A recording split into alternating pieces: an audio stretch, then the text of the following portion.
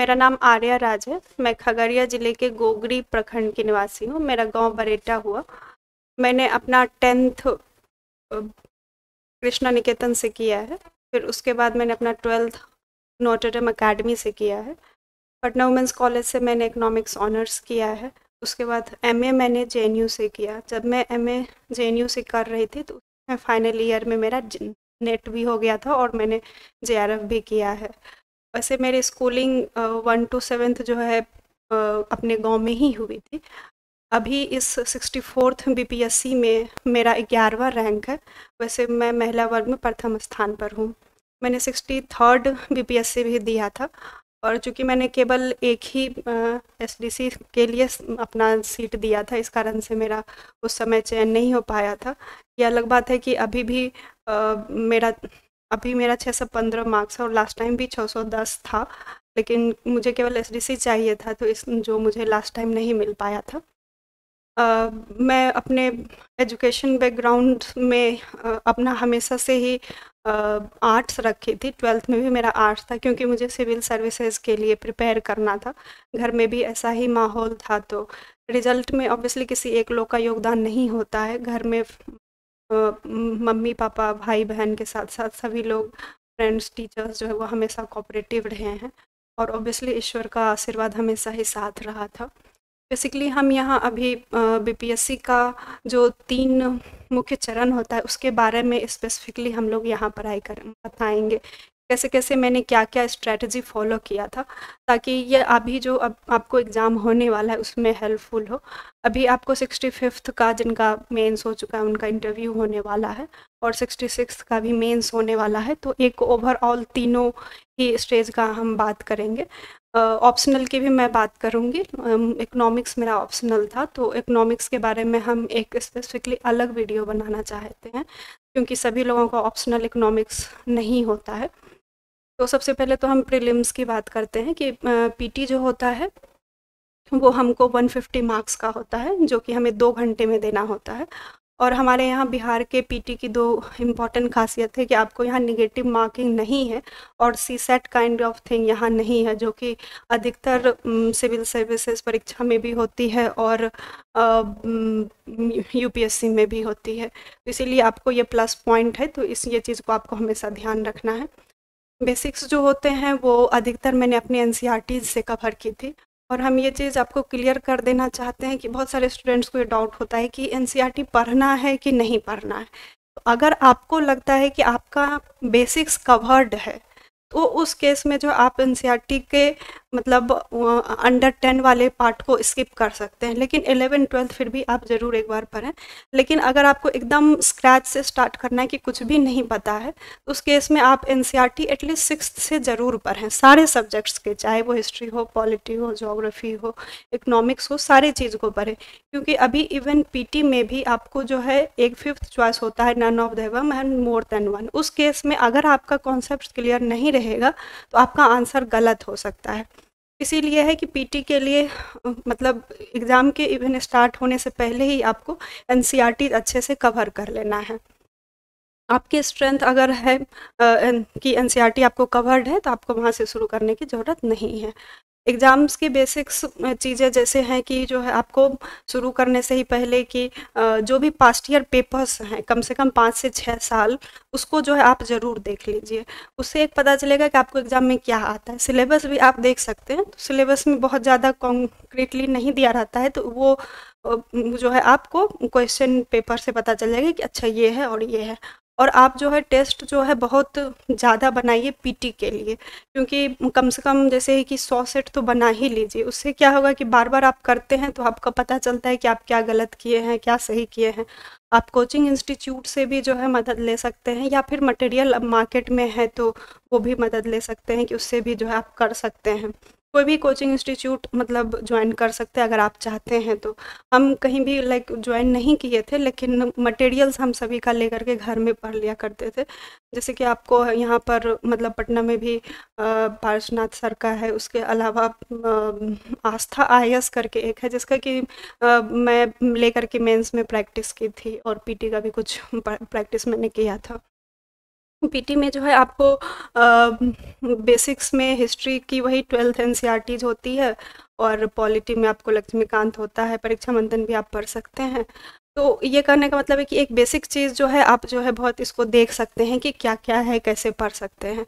उसके अलावा जो है एग्ज़ाम में आपको बहुत ही अच्छे से अपना वो 2 घंटा देना होता है पीटी के लिए स्पेसिफिकली, कि आपको लगता है कि जैसे कि मतलब 2 घंटा है तो चलो आराम से 150 क्वेश्चन कर ही लेंगे, लेकिन ऐसा नहीं है। आपको टाइम की कमी वहाँ हो जाती है। कारण ये भी हो सकता है कि आपको वहाँ एग्ज़ाम में घड़ी ले जाने नहीं दिया जाता है। बहुत बार जो है एग्ज़ाम रूम में भी जो है नहीं होता है घड़ी, तो टीचर्स जो होता है वो आपको बताते हैं।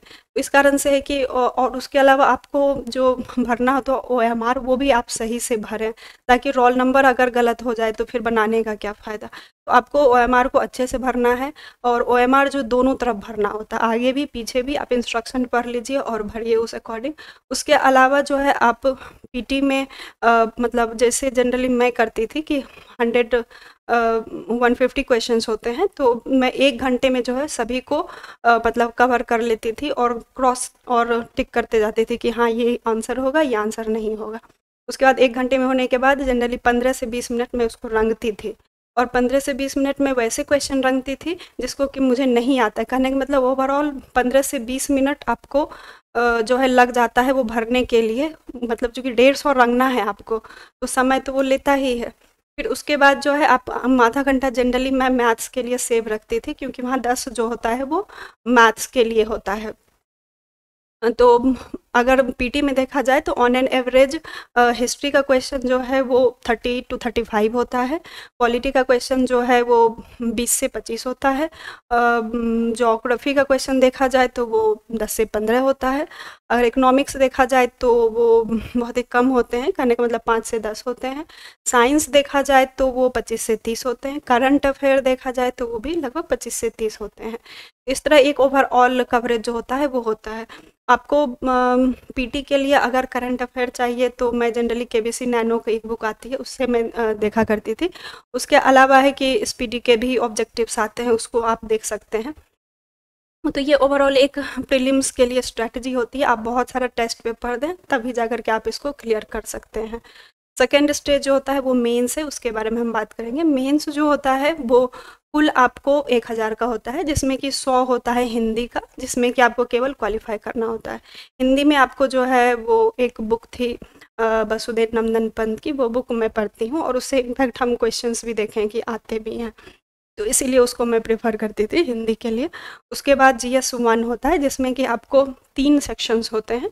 पहला हिस्ट्री होता है, जिसमें कि 3-4 सेगमेंट्स हैं जो कि डिवाइडेड हैं। जैसे कि पहला है आपको आर्ट एंड कल्चर, जिसमें कि मॉडर्न कल्चर्स, पाल कला एंड पटना कलम। तो मौर्य जो हैं उसके मोस्ट ऑफ द मटेरियल्स आपको सभी जगह मिल ही जाते हैं, चाहे वो हिस्ट्री की बुक्स भी हो या फिर कोचिंग इंस्टीट्यूट के मटेरियल हो। आप उसको कैसे इम्प्रूव कर सकते हैं कि जो भी डायग्राम्स हैं, स्तूपाज हैं, पिलर्स हैं, उसको आप जो है केवल साइड में बना दीजिए, तो वो आपके मार्क्स को इंक्रीज कर देता है। दूसरा जो होता है पाल कला वाला, वो भी आपको बिहार से रिलेटेड जो भी बुक है उसमें आपको जो है मिल जाते हैं। बिहार का एक स्पेसिफिक लुसेंट आता है, तो आप उससे बिहार के बारे में जो है स्पेसिफिकली पढ़ सकते हैं, क्योंकि बिहार के लुसेंट सब जगह, मतलब बिहार की हिस्ट्री जो है वो सब जगह नहीं मिल पाती, लेकिन बिहार लुसेंट में आपको मिल जाता है।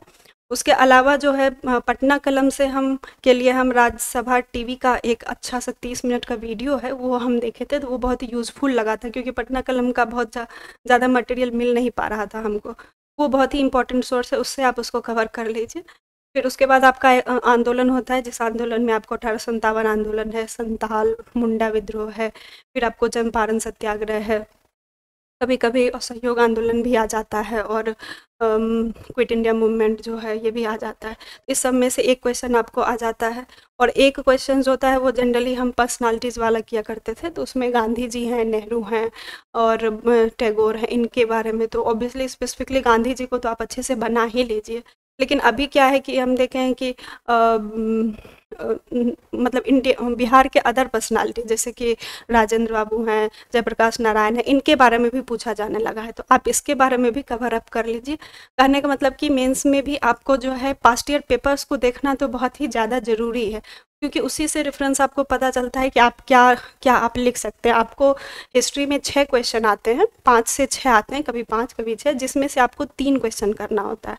और जनरली मैं उसमें 1 घंटे दिया करती थी, और हिस्ट्री मतलब जनरली हमको लगता था मेरा स्ट्रेंथ पॉइंट है, तो मैं इसीलिए हिस्ट्री से ही स्टार्ट करती थी। आप जब भी लिखिए सबसे पहला क्वेश्चन अपना सबसे बेस्ट वाला लिखिए, क्योंकि उससे जो होता है एग्जामिनर को बेस्ट इंप्रेशन पड़ता है। सेकेंड पोर्शन जो होता है वो आईआर का होता है। आईआर में आपको 3-4 मेजर टॉपिक जो है, यहाँ भी आईआर में भी आपको 3 क्वेश्चंस लिखने होते हैं और 5 क्वेश्चंस ये लोग देते हैं। इसमें आईआर में जो एक बेसिक पॉइंट है, मतलब 3-4 बेसिक चीज़ें हैं जो कवर अप करनी है आपको। पहला तो वही कि इंडिया एंड उसके नेबरिंग कंट्रीज, भारत से पाकिस्तान का, भूटान का, नेपाल का, बांग्लादेश का, म्यांमार का, ये सारा कैसा रिलेशन है, इन द सेंस कि फाइनेंशियल रिलेशन कैसा है, कल्चरली कैसे हम लोग लिंक्ड हैं, कैसे मतलब डिफरेंट वॉर होने के बाद भी हम लोग एक साथ रह रहे हैं। उसके अलावा मतलब अभी साइंस टेक्नोलॉजी में कैसे हम एक दूसरे को हेल्प कर रहे हैं, ये सारी चीज़ को एक जॉट डाउन करके रख लीजिए। तो कहने का मतलब इंडिया नेबरिंग कंट्रीज़ के अलावा कुछ इंपॉर्टेंट कंट्रीज, जैसे कि भारत का यूएस के साथ रिलेशन हुआ, चाइना के साथ रिलेशन हुआ, दक्षिण अमेरिका के साथ रिलेशन हुआ, ऑस्ट्रेलिया के साथ रिलेशन हुआ, ये सारे रिलेशंस जो है इसको भी आप एक तरह से जॉट डाउन कर लीजिए। उसके अलावा आपको इंटरनेशनल बॉडी होता है, जो सेकंड पॉइंट होता है, सेकंड मेजर टॉपिक होता है इंटरनेशनल बॉडी में, आप सार्क है, बिम्स्टेक है, ये सारी चीज़ को आप अच्छे से कर लीजिए। ओआईसी भी एक बार पूछा गया था, वैसे इंडिया उसका मेंबर नहीं है, बट उस समय सुषमा स्वराज थी हमारी फॉरेन मिनिस्टर, तो वो वहाँ ट्रेवल की थी, उनको इनवाइट किया गया था, तो इस कारण से वो क्वेश्चन भी वो लोग पूछ लिए थे। कहने का मतलब जो तीसरा इंपॉर्टेंट पॉइंट होता है वो करंट इवेंट को लेकर के होता है। करंट इवेंट में जो भी उस समय चल रहा है वो आप देखिए, जैसे कि हम लोगों को के समय आपको 2+2 आ गया था, डायलॉग हुआ था, वो आया था, रोहिंग्याज के इशूज़ आए थे, एनआरसीज के इशूज़ चल रहे थे, उससे संबंधित एक क्वेश्चन आपको आ जाते हैं जो कि आपको करना है। आजकल कुछ ये लोग जो है मतलब इंडेक्सेस से भी, जैसे कि हैप्पीनेस इंडेक्स से रिलेटेड एक क्वेश्चन हम लोगों को पूछ दिया गया था, तो यूएनडीपी का जो भी मतलब इंडेक्स है इंपॉर्टेंट वाला, एसडीआई है जैसे, इसको आप जो है इम्पोर्टेंटली मतलब पढ़ सकते हैं आईआर के लिए। यहाँ भी मतलब आईआर में भी मैं जनरली 1 आवर दिया करती थी।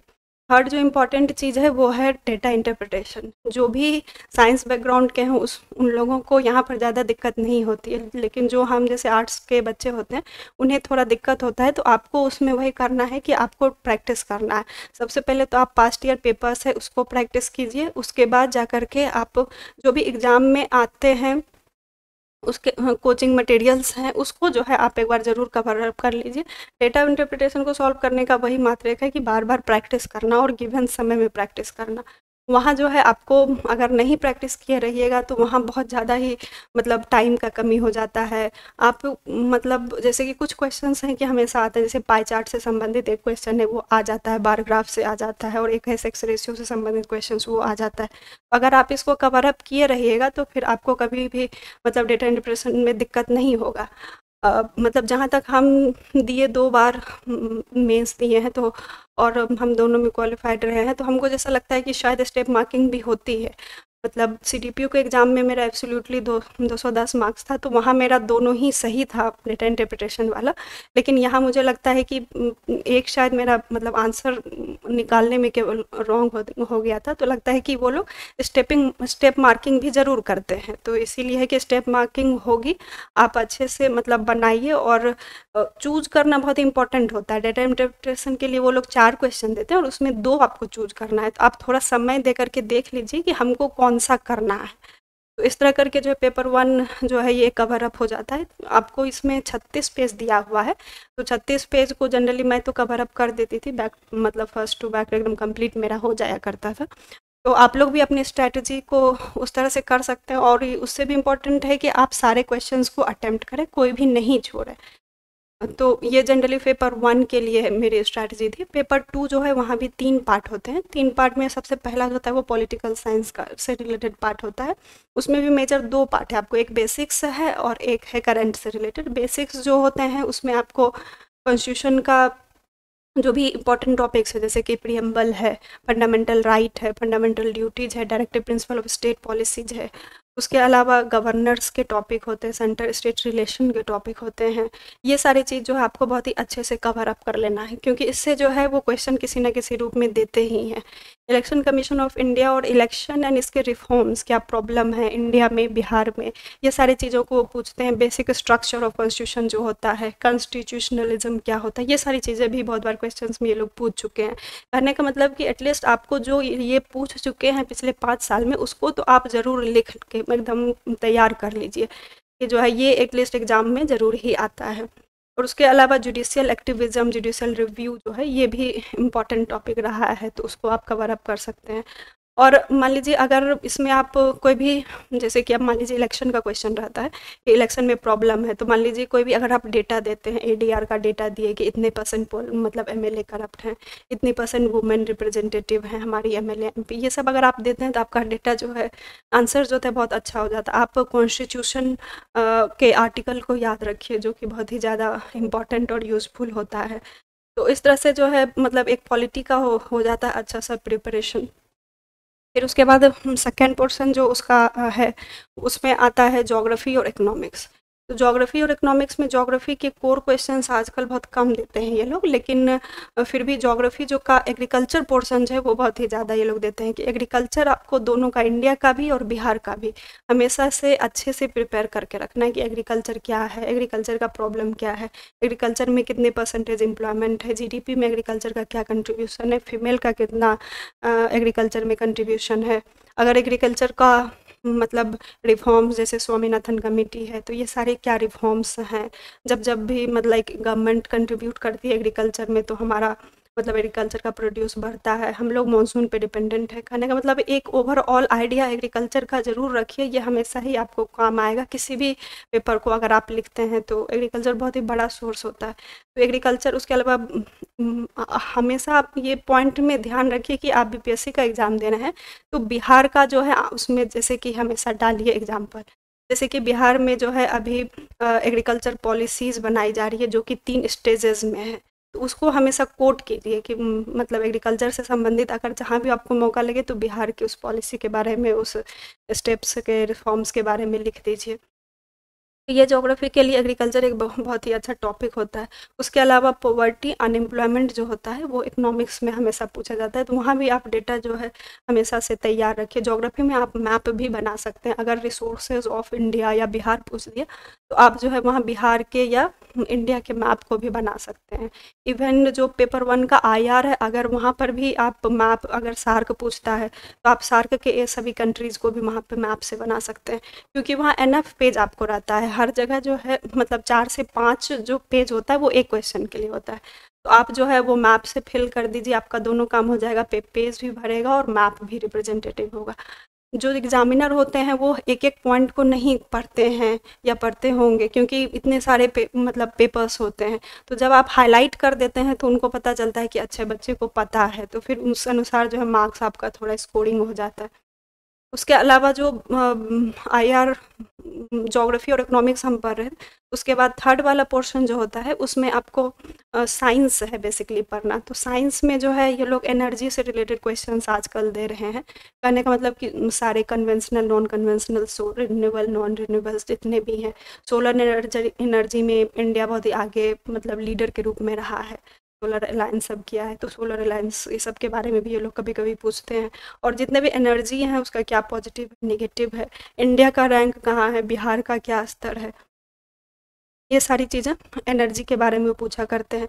उसके अलावा है कि जो भी साइंस एंड टेक्नोलॉजी है उसका जो आप एक ब्रीफ अच्छा सा नोट्स बना लीजिए कि जो है अगर हम साइंस एंड टेक्नोलॉजी है, जैसे कि आर्टिफिशियल इंटेलिजेंस है, बायोटेक्नोलॉजी है, नैनो टेक्नोलॉजी है, ये सारी चीज़ें एग्रीकल्चर में कैसे कंट्रीब्यूट करती है, पॉवर्टी को कम करने के लिए कैसे कंट्रीब्यूट करेगी, एम्प्लॉयमेंट बढ़ाने के लिए कैसे कंट्रीब्यूट करेगी, हेल्थ का सेक्टर बढ़ाने के लिए कैसे इम्प्रूवमेंट करेगी। तो ये जो है एक ओवरऑल एक ये चीज़ बना लीजिए। उसके अलावा एक मेजर चीज़ जो आप बना सकते हैं अभी के टाइम में कि कोविड का ओवरऑल इम्पैक्ट, कहने का मतलब कि कोविड का इम्पैक्ट जो है वो सोसाइटी पे कैसे पड़ रहा है, फैमिली पे कैसे पड़ रहा है, उसी तरह Indian economy as a whole कैसे होगा, बिहार पे क्या असर पड़ रहा है, पॉवर्टी पे कैसे असर हुआ है, अनएम्प्लॉयमेंट पे कैसे हुआ, इंडिया यूएस का रिलेशन इससे कैसे अफेक्टेड होगा, अगर वैक्सीन दे रहे हैं किसी कंट्री को तो उसका क्या फ़ायदा होगा।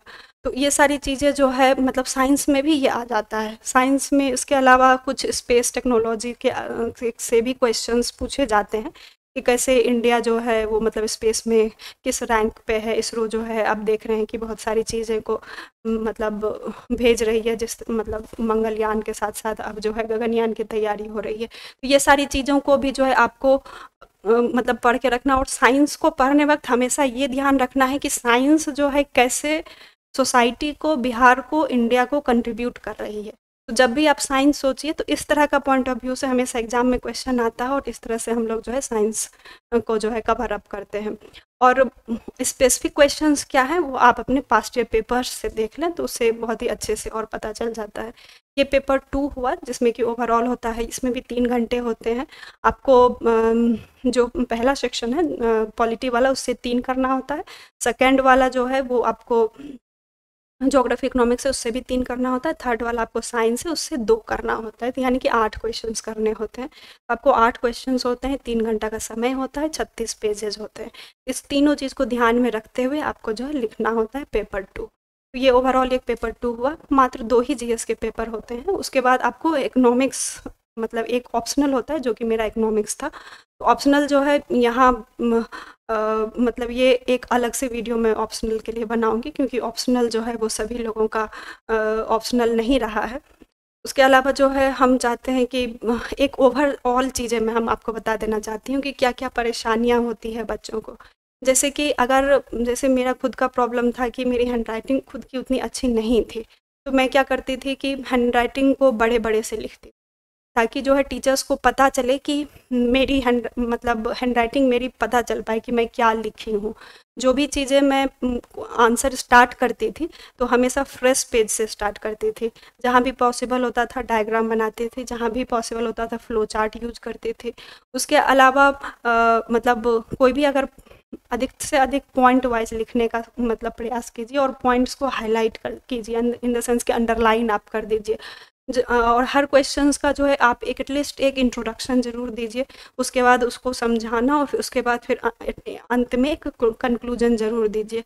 अगर कोई आपको वैसा क्वेश्चंस लग रहा है जिसमें कि आप उसके प्रोज कॉन्स दोनों लिख सकते हैं, तो प्लीज़ दोनों को ही आप मेंशन कीजिए, और एंड में आप सजेस्ट कीजिए कि हाँ कौन सा पहलू उसका ज़्यादा अच्छा है। Obviously most of the time आप पॉजिटिव पे कंक्लूड करते हैं, तो ये मतलब बहुत ही अच्छा होता है। उसके अलावा जो है स्टूडेंट्स के लिए यही होता है कि बुक लिस्ट क्या होते हैं, मतलब जो टॉपर्स पढ़े हैं, तो उसके लिए हम ये बुक लिस्ट शेयर करना चाहते हैं कि हिस्ट्री जो होता है उसके लिए हम 2 पार्ट में हम जनरली पढ़ते थे कि बिहार का हिस्ट्री, तो वो बिहार के लुसेंट से पढ़ते थे।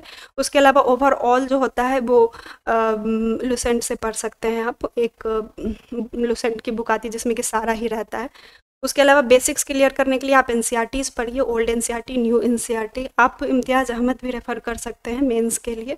उसके बाद पॉलिटी के लिए अगर आप यूपीएससी तैयारी करते हैं तो लक्ष्मीकांत पढ़ ही रहे होंगे, लेकिन अगर जो केवल बीपीएससी के लिए चाहिए और उसमें भी हिंदी मीडियम में अगर चाहिए तो परीक्षा मंथन भी आप दे सकते हैं। क्योंकि मैं हिंदी मीडियम से भी पढ़ाई की थी क्लास 1 से 7, तो मेरे लिए ये प्लस पॉइंट था कि मैं शिफ्ट कर जाती थी, हिंदी का भी कुछ पढ़ लेती थी। और घर में भी लाइक 6 भाई बहन में मेरे 4 जो हैं वो हमेशा हिंदी मीडियम के ही स्टूडेंट रहे थे, तो इस कारण से कभी दिक्कत होता था उनसे भी मैं पूछ लेती थी। तो कहने का मतलब हिंदी और इंग्लिश में मुझे मतलब शुरू में दिक्कत होता था, लेकिन ये प्लस पॉइंट मेरे लिए बाद में बन गया था। उसके बाद अगर आप ज्योग्राफी में जाइए तो एनसीईआरटीज़ आप पढ़िए, मैप ज़रूर पढ़िए। मैप को जो है आप एटलस से भी पढ़ सकते हैं। बिहार और इंडिया ये 2 मैप, और इंडिया में भी फिजिकल और पॉलिटिकल, ये 3 मैप एटलीस्ट रूम में ज़रूर लगा के रखिए। उसको हमेशा देखते रहिए, क्योंकि ये बिहार से क्वेश्चंस देते हैं कि कौन सी रिवर किस रिवर को मतलब मिल रही है, उसके अलावा कौन सी डिस्ट्रिक्ट इसको टच कर रही है, बिहार का बॉर्डरिंग स्टेट्स कौन सा है, कंट्री कौन सा है, तो इस तरह के क्वेश्चंस ये देते हैं। या फिर बिहार में कौन सा इंपॉर्टेंट सॉइल है, इस तरह के क्वेश्चंस भी देते हैं। तो मैप को याद रखना थोड़ा ज़रूरी होता है। तो ये हुआ मैप का, बिहार का मतलब ज्योग्राफी का ये सारा पोर्शन हुआ। उसके बाद आप इकोनॉमिक्स में जाइएगा तो बेसिक टर्मिनोलॉजी आपको याद रखना होता है, स्पेसिफिकली मॉनेटरी और फिस्कल पॉलिसी से रिलेटेड। मॉनेटरी पॉलिसी से रिलेटेड करने का मतलब हुआ मेरा कि जो भी बैंक से रिलेटेड चीज़ें, बेसिकली आरबीआई से रिलेटेड, और जो भी कमर्शियल बैंक हैं उनका जो भी इम्पोर्टेंट टॉपिक्स होता है, जैसे कि बैंक रेट क्या है, सीआरआर क्या है, एसएलआर क्या है, या फिर मार्जिनल स्टैंडिंग फैसिलिटीज़ होता है, ये सब क्या है, ये टर्मिनोलॉजी आपको पता होना चाहिए। और इनफैक्ट इस सब का डेटा भी आपको पता होना चाहिए कि सीआरआर जो है 4% है, तो ये आपको याद होना चाहिए, जो कि आपको ऑब्जेक्टिव में भी काम आ जाएगा और आप सब्जेक्टिव में भी लिख सकते हैं। फिस्कल पॉलिसी से हमारा मतलब होता है कि जितने भी गवर्नमेंट की चीज़ें, यानी गवर्नमेंट का बजट क्या हुआ, गवर्नमेंट का टैक्सेशन क्या हुआ, तो उसमें डायरेक्ट टैक्स क्या है, इनडायरेक्ट टैक्स क्या है, या फिर बजट है तो किस तरह का मतलब डेफिसिट है, रेवेन्यू डेफिसिट, फिस्कल डेफिसिट, ये तो ये सारी चीज़ें इंपॉर्टेंट टर्मिनोलॉजी आपको इकोनॉमिक्स में याद रखना। इकोनॉमिक्स से डरना नहीं होता है। इकोनॉमिक्स में मतलब वैसे को तो पीटी में कम ही क्वेश्चंस पूछे जाते हैं, तो आप देख लीजिए पास्ट ईयर पेपर से कि आखिर ये पूछते क्या हैं, तो फिर उसको जो है आपको याद करना होता है इकोनॉमिक्स के लिए। लुसेंट भी आप देख सकते हैं, कुछ कुछ टर्म्स वहाँ भी दिए हुए हैं, तो इकोनॉमिक्स को का मेनली टर्म्स आपको देखना होता है। करंट अफेयर्स आप जो है घटना चक्र से भी देख सकते हैं। वैसे तो इकोनॉमिक सर्वे जो है वो जनरली मैं देख लिया करती थी, क्योंकि वहाँ वो गवर्नमेंट की बुक होती है, तो वो हर चीज़ वहाँ प्रोवाइड करवाते हैं और वो डेटा एक्यूरेट होता है। तो इस कारण से जनरली इकोनॉमिक सर्वे जो गवर्नमेंट निकालती है, बिहार का स्पेसिफिकली हम बोल रहे हैं, तो उसको आप कर लीजिए तो सही रहेगा। साइंस जो है वो हम, अगर आपका साइंस में कॉन्सेप्ट क्लियर नहीं है तो एक बार आप एनसीईआरटी ज़रूर देख लीजिए, क्योंकि वो मतलब बेसिक्स क्वेश्चंस तो पूछते हैं, जैसे कि किसी भी चीज़ का एसआई यूनिट क्या हुआ, ये चीज़ तो वो पूछते हैं, लेकिन कभी कभी लाइक इलेक्ट्रॉन प्रोटॉन जो है उसकी संख्या बराबर है, ये चीज़ अगर हमको याद नहीं रहता है तो कुछ कुछ कभी कभी हम लोग गलत कर जाते हैं। तो एक बार 8 to 10 जरूर देख लीजिए, कॉन्सेप्ट क्लियर कर लीजिए, उसके बाद आप ऑब्जेक्टिव से जो है बना सकते हैं। करंट अफेयर जो होता है वो केबीसी नैनो भी हम देखे थे, स्पीडी भी देखे थे, और न्यूज़पेपर्स आप देख सकते हैं। ऑब्वियसली 1 से 2 घंटा ज़रूर न्यूज़पेपर देखिए। डिपेंड्स आप हिंदी मीडियम से हैं या इंग्लिश मीडियम से हैं। मैं इंग्लिश मीडियम में थी तो इस कारण से इंडियन एक्सप्रेस पढ़ा करती थी। उससे क्या होता है कि आप एटलीस्ट जान रहे हैं कि क्या हो रहा है हमारे चारों तरफ, उसमें आपको बिहार का भी, इंडिया का भी सारा न्यूज़ जो है मिलते जाता है। ये जो है ऑन एन एवरेज मतलब सारे बुक लिस्ट हुए जिसको कि आप देख सकते हैं। इकोनॉमिक्स जिनका है सब्जेक्ट वो इस बुक्स को मतलब रिफ़र कर सकते हैं। तो इकोनॉमिक्स के लिए मैं एक अलग से वीडियो बना रही हूँ, तो उसको जो भी देखना चाहे प्लीज़ आप उसको देख लीजिए। ओवरऑल मतलब उसके बाद मेरा मार्कशीट अगर स्टूडेंट्स देखना चाहे तो वो देख सकते हैं कि ये मेरा मार्कशीट रहा था। तो आपको इससे पता चलेगा कि आप कितना मतलब आपका ये टारगेट क्या होना चाहिए। मेरा ये मार्क्स रहा था और ये मेरा मतलब 11 रैंक है। वैसे तो जो 10th है उनका भी मेरे ही इतना मार्क्स है, लेकिन अदर रीजन शायद एज लोग बोल रहे हैं कि उनका एज ज़्यादा रहा होगा मेरे से, तो उनका 10th रैंक है और मेरा 11th रैंक है। तो वो सब खैर अलग बात है, लेकिन आपको ये देखना है कि अगर 11 रैंक पे आपको आना है या फिर इससे ज़्यादा आना है, तो एक ये स्ट्रैटेजी होनी चाहिए कि इतना जो है मार्क्स हम लोगों को मिनिमम लाना है। तो इसीलिए हम सोच रहे थे कि ये मार्कशीट आप लोग देना, क्योंकि जनरली हम ये टारगेट रखते थे कि मतलब कौन टॉपर्स हैं और उनको कितना मार्क्स आता है, क्योंकि वो एक क्राइटेरिया होता था, क्योंकि कट ऑफ जो होता है वो एक लोएस्ट मार्क्स आपको बताता है, लेकिन हाईएस्ट क्या होता है जी, ये जनरली हम प्रेफर किया करते थे। इसीलिए हम सोचे कि सभी लोग ये चीज़ को जान पाए। अंत में हम यही बोलना चाहेंगे अपने स्टूडेंट्स जो भी हैं, जो भी पढ़ाई कर रहे हैं, कि अभी जो टाइम है वो बहुत ही डिफ़िकल्ट वाला टाइम चल रहा है। तो इस कारण से आप जो है जो भी मतलब समय दे कर के पढ़ाई कीजिए, और बहुत ही मेहनत करना होता है। तो कोई भी परेशानी आपको एज़ सच नहीं होती है अगर आप अच्छे से पढ़ाई करते रहते हैं तो।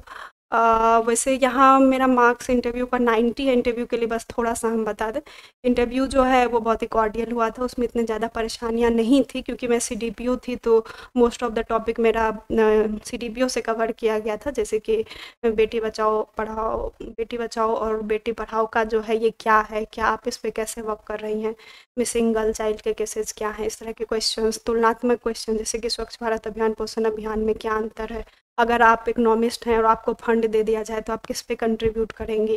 आई मीन रोड बनवाएँगी या फिर पोषण अभियान पे देंगी? उनका कहना था कि क्या गवर्नमेंट पोषण अभियान पे कम ध्यान दे रही है और स्वच्छ भारत अभियान पे ज़्यादा ध्यान दे रही है? तो इस तरह के क्वेश्चंस थे। कुछ ऑब्जेक्टिव टाइप क्वेश्चंस भी हमको पूछे गए थे, जैसे कि सेल की सीईओ कौन है? उस समय लेडी कोई बनी थी, वैसे मुझे ये क्वेश्चंस नहीं पता था, तो मैंने सॉरी बोला था। ये अलग, उसके अलावा और भी क्वेश्चंस थे, जैसे कि उस समय हमारे एक्स गवर्नर थे, उनका डेथ हो गया था, तो उनका नाम पूछा गया था। 5 स्टार सिटी का मतलब उस समय न्यूज़ में था, तो वो पूछा गया था। किसान आंदोलन के बारे में मेरा व्यू क्या है, वो चीज़ पूछा गया था। और किसान आंदोलन का उस दिन पूछा जा रहा था कि कौन-सा दिन है, तो उस दिन 32वां दिन चल रहा था। तो इस तरह के एमसीक्यू टाइप क्वेश्चंस भी पूछे गए थे। उसके अलावा आप सीडीपीओ हैं, तो मतलब आप स्पेसिफ़िक क्या कर रही हैं, ठीक है? आप इस इम्प्लीमेंट कर रही हैं डिफरेंट प्रोग्राम्स, तो उसके अलावा स्पेसिफ़िक आप क्या कर रही हैं?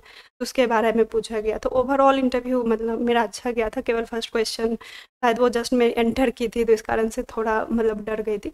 अदरवाइज़ ओवरऑल अच्छा था। और ये कभी भी मतलब परेशान नहीं होना है कि हिंदी में बोलना है कि इंग्लिश में बोलना है। आप जिसमें कंफर्टेबल हैं आप उसमें बोलिए, ये कोई ज़रूरी नहीं है कि आप हिंदी में ही बोलिए या इंग्लिश में भी बोलिए। जैसे मेरा जो है वो इंग्लिश मीडियम रहा जिसमें मैं एग्ज़ाम दी, लेकिन फिर भी मैं हिंदी में ही मोस्टली इंटरव्यू दी थी, दोनों 63rd भी और 64th भी, और दोनों में ही मेरा इंटरव्यू में मार्क्स अच्छा है। 63rd में मुझे 85 आया था और 64th में मुझे 90 है। सीडीपीओ में मेरा हाईएस्ट था, 106 था मेरा, शायद 64th में भी 90 ही हाईएस्ट है। कहने का मतलब है कि आपको वहाँ निडर होकर के बोलना है, वहाँ कभी भी मतलब आपको प्रेशर नहीं दिया जाता है कि हाँ यही चीज़ कीजिए। हाँ, कभी-कभी वो मतलब ग्रिल करते हैं थोड़ा आपको, जैसे कि सीडीपीओ में ही मुझे मतलब पूछा जा रहा था कि मैं आपको सीडीपीओ बना दूँ, तो आप तो बीपीएससी अगर हो जाएगा तो आप छोड़ देंगे मुझे। तो थोड़ा बहुत वो मतलब होता है, बट वही सिचुएशन तो वो देखना चाहते हैं। अगर आप इंटरव्यू कर रहे हैं तो देने वाले हैं, तो अगर आप फर्स्ट टाइम इंटरव्यू दे रहे हैं तो आप एक बार मॉक टेस्ट ज़रूर दे लीजिए, क्योंकि उससे आप थोड़ा निडर हो जाते हैं। अगर आप पहले भी इंटरव्यू दे चुके हैं तो आप फिर से दोबारा दीजिए, तो एक डर का माहौल ख़त्म हो जाता है। और वहाँ आपको हमेशा कॉर्डियली फ़ील करवाया जाता है, तो इसीलिए उतना डरने की ज़रूरत नहीं होती है। जो आपको पूछा जाएगा आप उसे बेसिकली बताना है, नहीं पता है तो सॉरी कह देना है।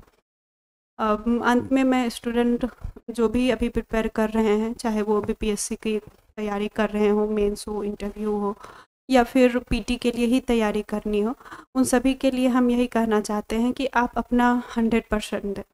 आप अपना 100% दीजिए तो ईश्वर आपके साथ हमेशा रहेगा। कोविड का सिचुएशन है, बहुत लोगों के घर में बहुत सारी परेशानियां हैं, लेकिन इन परेशानियों को ही आपको अपनी पॉजिटिविटी में बदलना है। अगर इस समय में अगर आप नहीं कर पाएंगे तो कोई नहीं कर पाएगा। हमेशा जो है, क्योंकि ये बहुत ही बड़ी रेस है और सभी लोग इसमें जुड़े हुए हैं, और हमेशा एग्ज़ाम जो है बैक टू बैक हो रहा है, क्योंकि अब हम देख रहे हैं कि अनलॉक भी हो रहा है यहाँ पर, तो आपको एग्ज़ाम भी होने ही वाले हैं। हो सकता है 2-3 महीने में, मतलब मे बी अक्टूबर नवंबर में आपको पीटी भी हो, और इंटरव्यू की भी जल्द ही शुरुआत हो जाएगी। कहने का मतलब है कि आप अपना समय हमेशा देते रहिए। जो भी सोर्स है, मटेरियल है, इसको पढ़िए। सोशल मीडिया से थोड़ा दूर ही रहिए। मैं हमेशा ही सोशल मीडिया से दूर रही हूँ। मेरा कभी भी कोई भी फेसबुक या ट्विटर कोई भी अकाउंट मेरा कभी भी नहीं रहा है, इसीलिए कि आपके पास स्टडी मटेरियल सभी तरह के अवेलेबल हैं और मार्केट में सभी चीज़ दिए हुए हैं, इसीलिए उससे पढ़िएगा तो वो थोड़ा मतलब ऑनलाइन पढ़ना थोड़ा स्ट्रेनिंग भी होता है, मेंटल या फिर आइज़ पे प्रेशर होना, इस तरह की परेशानियां भी होती है, इसीलिए उससे दूर रहना ही ज़्यादा सही है। अगर आप कल को एडमिनिस्ट्रेटिव बन जाते हैं तो आप अपना कंट्रीब्यूशन दीजिए, पॉलिसी मेकिंग में अपना राय रखिए, वो ज़्यादा एक अच्छा सोर्स है, इर्रेस्पेक्टिव की जो है कहीं बैठ कर के फ्रेंड से यूँ ही बातें कर रहे हैं। इसीलिए कि आप अपना ध्यान कम्प्लीटली स्टडी की तरफ लगाइए। इसी को जो भी मौका आपको मिल रहा है उसको जो है आप अपना अच्छे से यूटिलाइज़ कीजिए। हमेशा मुझे यही लगता था कि मुझे रिज़ल्ट देना है, शायद इस कारण से मेरा रिज़ल्ट पाया, मैं नहीं कर पाऊँगी तो कोई नहीं कर पाएगा। तो इसीलिए है कि अपना मेहनत करते रहिए हमेशा, इसी से आपको सफलता मिलेगी। धन्यवाद।